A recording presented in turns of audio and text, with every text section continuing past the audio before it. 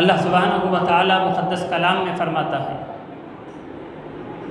قُلْ لَا أَسْأَلُكُمْ عَلَيْهِ أَجْرًا إِلَّا الْمَوَدَّةَ فِي الْقُرْبَى۔ اے حبیب، اپنے امتیوں سے فرما دیجیے، اے حبیب اپنے امتیوں سے، اپنے غلاموں سے کہہ دیجیے اجر رسالت کے طور پر میں تم سے کچھ طلب نہیں کرتا سوائے میری قرابت داروں کی محبت کے۔ اے حبیب آپ کہہ دیجئے کچھ طلب نہیں کرتا۔ آپ دیکھیں آقا ہم سے کیا مانگیں گے، آقا ہم سے کیا طلب کریں گے، کیا مانگیں گے، ہماری کیا ہستی ہم انہیں کچھ دیں۔ سب کچھ ملا ہے ہمیں انہی کے صدقے میں ملا ہے۔ ہمیں جان بھی ملی تو انہی کے صدقے میں ملی، اولاد بھی ملی انہی کے توسط سے ملی، مال بھی ملا انہی کے ذریعے سے ملا، قرآن ملا انہی کے ذریعے سے ملا، رمضان ملا انہی کے ذریعے سے ملا، ایمان ملا انہی کے صدقے سے، ان کے توسط سے، ان کے ذریعے سے، ان کے وسیلے سے ملا، رحمان بھی ملا تو انہی کے توسط سے ملا ہے، رب تعالیٰ بھی ہمیں ملا انہی کے وسیلے سے ملا۔ ہم سے وہ کیا مانگیں گے، ہماری کیا ہستی ہم کچھ انہیں دیں۔ حبیب تو کہتے ہیں میں تم سے کیا طلب کروں، میں تو تمہیں عطا کرنے کے لیے آیا ہوں، میں تو تمہیں دینے کے لیے آیا ہوں، میں مانگنے کے لیے نہیں آیا۔ میں تم سے کیا طلب کروں، میں تم سے کیا مانگوں۔ سنو، میں وہ ہوں جس کو خالق نے مجھے ساری کائنات کے خزانوں کا مالک و مختار بنا دیا۔ اس موقع پر فاضل بریلوی علیہ الرحمت و رضوان جو سچے عاشق رسول ہیں، جو تاجدار مدینہ کے جانثار ہیں، جو عاشقوں کی دل کی دھڑکن ہیں، جو پروانہ شمع رسالت ہیں، جو عظیم البرکت، عظیم المرتبت مفسر قرآن ہیں، جو مجدد دین و ملت ہیں، امام اہل سنت امام احمد رضا خان فاضل بریلوی علیہ الرحمت و رضوان فرماتے ہیں خالق کل نے آپ کو مالک کل بنا دیا، خالق کل نے آپ کو مالک کل بنا دیا، دونوں جہاں ہے آپ کے قبضے و اختیار میں۔ عزیزان گرامی قدر، ہم سے حضور کیا مانگیں گے؟ اللہ نے انہیں خیر کثیر عطا فرما کر غنی کر دیا۔ ارشاد ربانی ہے اِنَّا أَعْطَيْنَاكَ الْكَوْثَرَ، اے حبیب ہم نے آپ کو خیر کثیر عطا فرمایا۔ وَوَجَدَكَ عَائِلًا فَأَغْنَىٰ، آپ کو حاجت مند پایا تو غنی کر دیا۔ اللہ سبحانہ و تعالی اپنے محبوب کو خیر کثیر عطا فرما کر غنی فرما دیا۔ حبیب تو وہ ہیں جو ساری کائنات کے داتا ہیں، ساری کائنات، ساری مخلوق خدا آپ کے در کی بھکاری ہے۔ اسی لیے کہا منگتا تو ہے منگتا، کوئی شاہوں میں دکھا دو، منگتا تو ہے منگتا، کوئی شاہوں میں دکھا دو جس کو میرے سرکار سے ٹکڑا نہ ملا ہو، جس کو میرے سرکار سے ٹکڑا نہ ملا ہو۔ آتا ہے فقیروں پہ انہیں پیار کچھ ایسا، آتا ہے فقیروں پہ انہیں پیار کچھ ایسا، خود بھیک دیں خود کہیں منگتے کا بھلا ہو، خود بھیک دیں خود بھیک دیں خود کہیں منگتے کا بھلا ہو۔ عزیزان گرامی قدر، عرض کر رہا تھا اللہ نے کہا اے حبیب آپ کہہ دیجیے، اعلان فرما دیجیے، لا اسألکم علیہ اجرا، میں اجر رسالت کے طور پر کچھ طلب نہیں کرتا، الا المودۃ فی القربی، جو چیز طلب کرتا ہوں، جو چیز تم سے طلب کی جا رہی ہے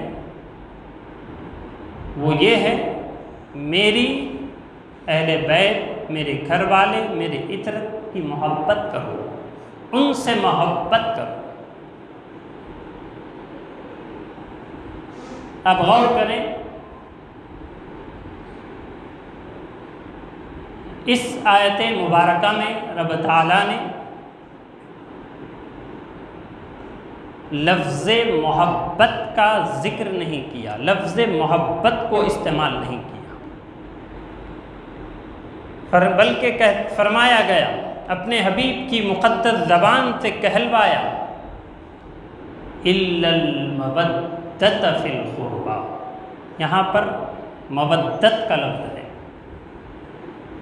مودت کا لفظ کہلوایا گیا۔ اب ہمیں جاننا ہے، اب ہمیں یہ معلوم کرنا ہے مودت محبت میں فرق کیا ہے، مودت کس کو کہتے ہیں، محبت کس کو کہتے ہیں، مودت محبت میں فرق کیا ہے؟ کیونکہ یہاں قرآن میں جو لفظ استعمال ہوا ہے، جو لفظ کہلوایا ہے، مودت کا ہے، الا المودۃ فی القربی۔ محبت کس کو کہتے ہیں، مودت کس کو کہتے ہیں؟ آپ دیکھیں، محبت ہم کسی سے کرتے ہیں ایسے ہی نہیں کرتے، محبت اسی سے کی جاتی ہے جس میں کوئی کمال ہو، کوئی کمال موجود ہو، جس میں جو کمال والا ہو، کمال کی وجہ سے اس سے محبت کی جاتی ہے۔ محبت ایسے ہی نہیں کی جاتی، جس سے محبت کی جاتی ہے ایسے ہی نہیں کی جاتی۔ اگر کوئی حسن و جمال والا ہو، اس کے حسن و جمال کو دیکھ کر محبت بندہ کرنے لگتا ہے۔ محبت ایسے ہی بندہ نہیں کرتا، اگر کوئی سخی ہے اس کی سخاوت کو دیکھ کر محبت کی جاتی ہے، کوئی علم والا ہے اس کی قابلیت کو دیکھ کر محبت کی جاتی ہے، کوئی مقام و مرتبے والا ہے اس وجہ سے اس سے محبت کی جاتی ہے، کوئی کسی منصب پر فائز ہے اس کے منصب کو دیکھ کر، اس کے عہدے کو دیکھ کر محبت کی جاتی ہے۔ معلوم کیا ہوا؟ محبت سبب چاہتی ہے، بے سبب محبت نہیں کی جاتی۔ کمال ہو تو محبت کی جاتی ہے، حسن و جمال ہو تو محبت کی جاتی ہے، سخی ہو اس کی سخاوت کی بنیاد پر محبت کی جاتی ہے۔ اس میں کوئی کمال ہو، اس کے کمال کو دیکھ کر محبت کی جاتی ہے۔ علم والا ہے تو اس کے علم کو دیکھ کر اس کی قدر کی جاتی ہے، اس سے محبت کی جاتی ہے، اس کا ادب و احترام کیا جاتا ہے، اس کی تعظیم کی جاتی ہے۔ تو محبت سبب چاہتی ہے، سبب کوئی سبب نہ ہو حسن و جمال بھی نہیں ہے، کوئی کمال بھی بظاہر نظر نہیں آتا، کوئی کمال نہیں ہے، علم بھی نہیں ہے، سخی بھی امیر بھی نہیں ہے، مال والا بھی نہیں ہے، تو اس سے محبت نہیں کی جاتی، اس سے ہم محبت نہیں کرتے۔ محبت اسی سے کرتے ہیں جس میں کوئی کمال ہو، جس میں یہ تمام خصوصیات موجود ہوں، اس سے ہم محبت کرتے ہیں۔ لیکن مودت، کوئی کمال کی مودت کے لیے کوئی کمال کی ضرورت نہیں، مودت کے لیے حسن و جمال کی ضرورت نہیں، مودت کے لیے سخاوت کی ضرورت نہیں، مودت کے لیے سامنے والے میں کسی خوبی کسی کمال کی ضرورت نہیں۔ بے سبب جس سے محبت ہو جائے، آسان انداز میں سمجھیں، بے غرض جس سے محبت کرنے لگو، یہی مودت ہے، اسی کو مودت کہتے ہیں۔ بے غرض محبت جس سے کی جائے گی اس کو مودت کہتے ہیں۔ رب تعالیٰ اپنے حبیب کی مقدس زبان مبارک سے کہلوایا، اے حبیب کہہ دو، کیا کہنا ہے؟ اِلَّا الْمَوَدَّةَ فِي الْقُرْبَى، میری آل سے محبت کیسے کرنا ہے؟ میری آل سے تم مودت تمہیں کرنا ہے، بے غرض محبت کرنا ہے۔ بے غرض محبت کرنے کا اعلان فرمایا گیا۔ عزیزان گرامی قدر، سادات میں بظاہر کوئی کمال نظر آئے یا نہ آئے، سادات میں بظاہر حسن و جمال نظر آئے یا نہ آئے، سادات میں بظاہر کوئی مقام و مرتبہ نظر آئے یا نہ آئے، کوئی کمال، کوئی حسن و جمال، کوئی مقام و مرتبہ نظر آئے نہ آئے، بظاہر تمہیں ان سے محبت کرنا ہے، یہی مودت ہے، اسی کو مودت کہتے ہیں۔ عزیزان گرامی قدر، محبت کریں گے تو کیا ملے گا؟ عداوت کریں گے تو کیا ملے گا؟ کئی ایک حدیثیں، کئی ایک واقعات بھرے پڑے ہیں۔ اختصار کے ساتھ ایک دو باتیں آپ کے سامنے رکھتا ہوا اپنی بات کو سمیٹ لوں گا۔ جو اہل بیت کی محبت میں دنیا سے رخصت ہوگا، وہ مومن کی موت مرا، وہ شہید کی موت مرا۔ کون؟ جو اہل بیت کی محبت میں دنیا سے رخصت ہوگا، جو اہل بیت سے عداوت رکھتا ہے، اہل بیت سے دشمنی کرتا ہے، فرمایا گیا وہ کافر مرا۔ اور جو اہل بیت پر ظلم کرتا ہے تو اس کے تعلق سے کہا اس پر جنت حرام کر دی گئی، جنت حرام کر دی گئی ہے۔ کن لوگوں پر؟ جو آل رسول سے عداوت رکھتے ہیں، آل رسول سے دشمنی کرتے ہیں، آل رسول پر ظلم کرتے ہیں، ان پر جنت حرام کر دی گئی ہے۔ عزیزان گرامی قدر، آل رسول کو معمولی نہ سمجھنا۔ اسی لیے اللہ نے اپنے حبیب سے کہلوایا، اے حبیب کہہ دو الا المودۃ فی القربى، کسی سبب کو دیکھ کر آپ کی آل سے محبت نہ کی جائے۔ آپ کی آل سے محبت ہو تو بے غرض محبت کی جائے۔ عزیزان گرامی قدر، اس سے فائدہ کیا ہوگا؟ کوئی آپ دیکھیں، اللہ کے حبیب نے فرمایا میں تم میں دو بھاری چیزیں چھوڑے جا رہا ہوں، اسے مضبوطی سے تھامے رہو، گمراہ نہیں ہوگے، نہیں بھٹکو گے۔ کون سی دو چیز؟ ایک ہے قرآن، دوسری اہل بیت۔ ایک قرآن اللہ کی کتاب، ایک اطرت، میری اطرت، اللہ کے حبیب نے کہا میری اطرت، میرے گھر والے، میرے اہل بیت۔ عزیزان گرامی قدر، ان دو کا دامن تھامے رہو گے، سرکار نے انہیں سند دے دی ہے، وہ کبھی گمراہ نہیں ہوگا۔ جو دونوں کو مضبوطی سے پکڑ لے گا، آقا گواہی دے رہے ہیں، آقا سند دے چکے ہیں، اس کے تعلق سے آقا کہہ چکے ہیں، وہ گمراہ نہیں ہوگا۔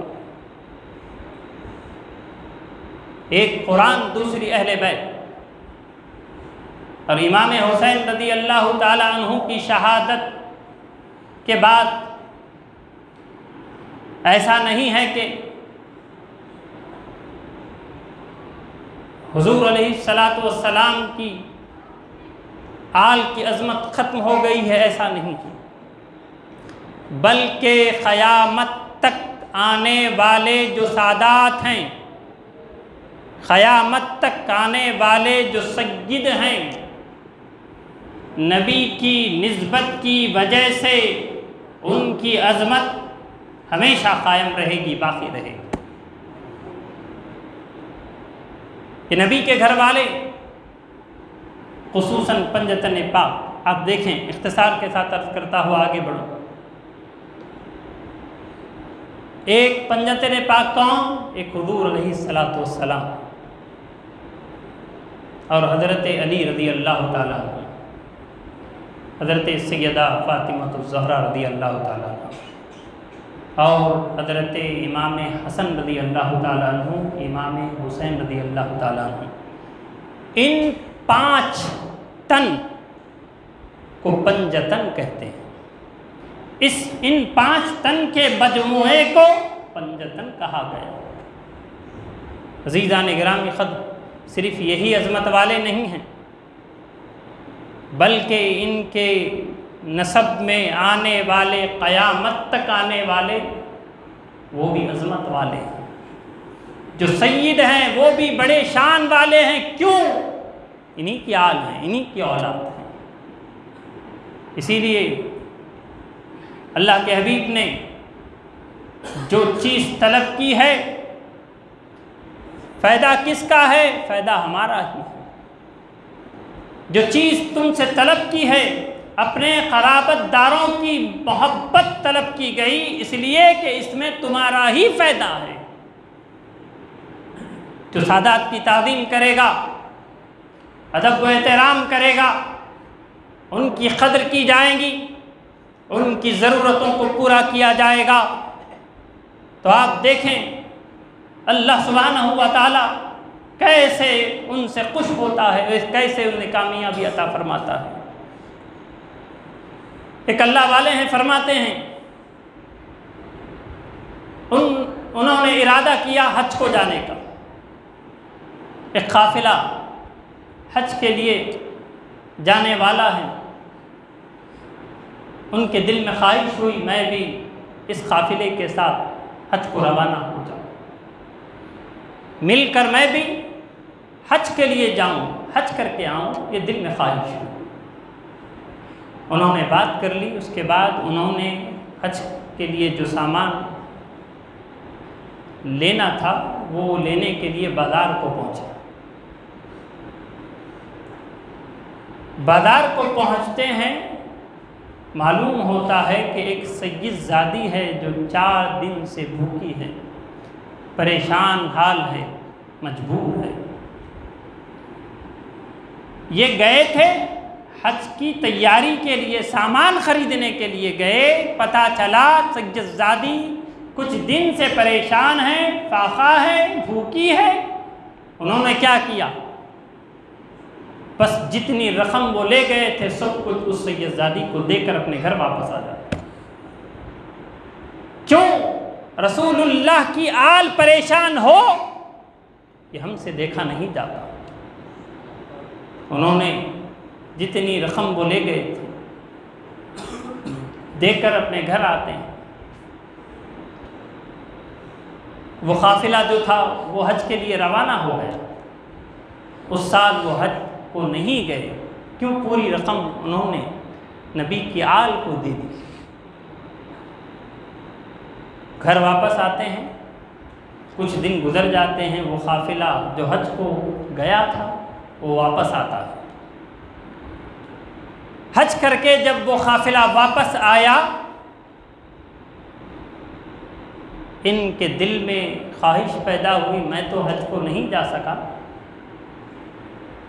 میں ان کی خدمت میں، ان حجاج کرام کی خدمت میں حاضر ہو کر انہیں حج کی مبارکباد تو پیش کر کے ان سے دعائیں لے لوں۔ کیوں؟ حکم بھی ہے، آقا فرماتے ہیں حاجی سے ملو تو تم اس سے سلام کرو، مصافحہ کرو، اس کے گھر میں داخل ہونے سے پہلے اپنے لیے دعائیں مغفرت کروا دو۔ کیوں؟ وہ بخشا ہوا ہے، وہ پاک ہے، وہ ایسے پاک ہو کر آیا جیسے پیدا ہوئے جب گناہوں سے پاک تھا۔ دل میں خواہش ہوئی میں حج کو نہیں جا سکا، میں ان سے دعا کی درخواست کروں گا، مبارکباد پیش کروں گا حج کی، اس کے بعد دعائیں لے لوں گا۔ وہ اللہ والے جاتے ہیں، تمام حجاج اکرام ہیں، حاجی ہیں۔ آپ توجہ سے اس بات کو سنیں تو سادات کا ادب و احترام کرتے ہیں، ضرورتوں کو پورا کرتے ہیں، اللہ ان سے کیسے خوش ہوتا ہے۔ کہا گئے ہیں مبارکباد دینے کے لیے، یہ مبارکباد انہیں دے رہے ہیں حج کی۔ وہ حاجی جو حج کو جا کر آئے ہیں وہ لوگ بھی انہیں حج کی مبارکباد دے رہے ہیں۔ وہ حیران ہیں، پریشان ہیں، میں تو اس سال حج نہیں گیا، یہ لوگ حج کو جا کر آئے ہیں، میرا ان کو مبارکبادی پیش کرنا حق ہے، سچ ہے، صحیح ہے، درست ہے، لیکن یہ لوگ بھی مجھے حج کی مبارکباد دے رہے ہیں اور میرے حج کی قبولیت کی دعا بھی کر رہے ہیں۔ عزیزان گرامی قدر، کیا معاملہ ہے؟ یہ حیران ہے، بات سمجھ میں نہیں آئی۔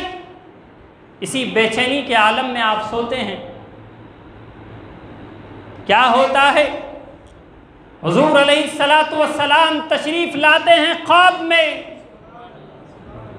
بلند آواز سے آپ سبحان اللہ کہیں۔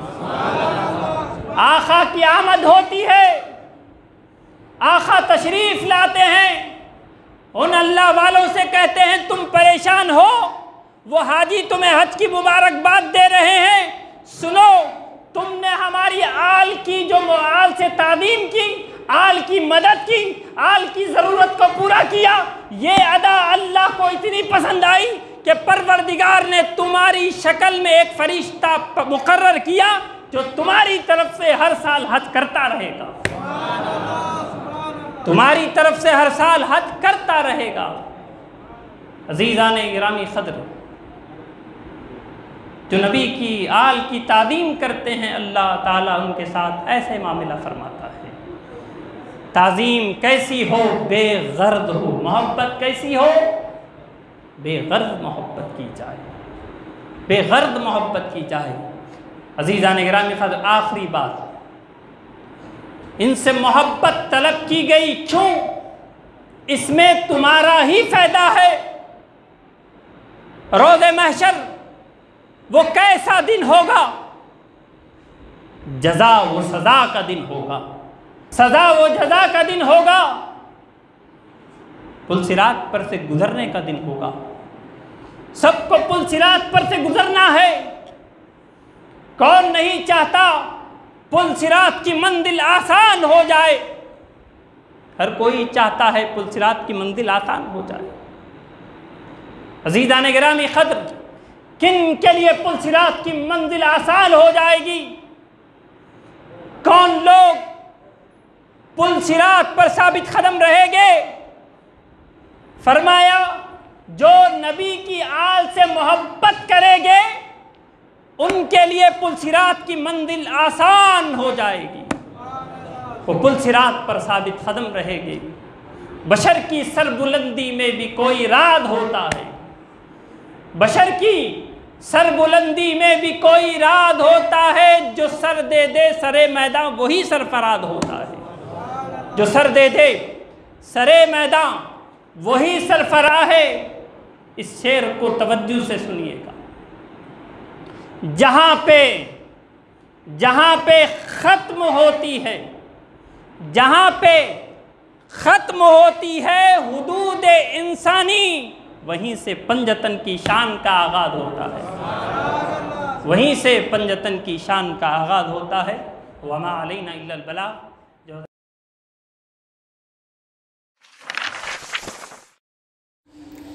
اسلامک ویڈیوز دیکھنے اور سننے کے لیے ہمارا یوٹیوب چینل فیضان گلشرم کو ضرور سبسکرائب کریں اور بیل آئیکن کو دبانا نہ بھولیں۔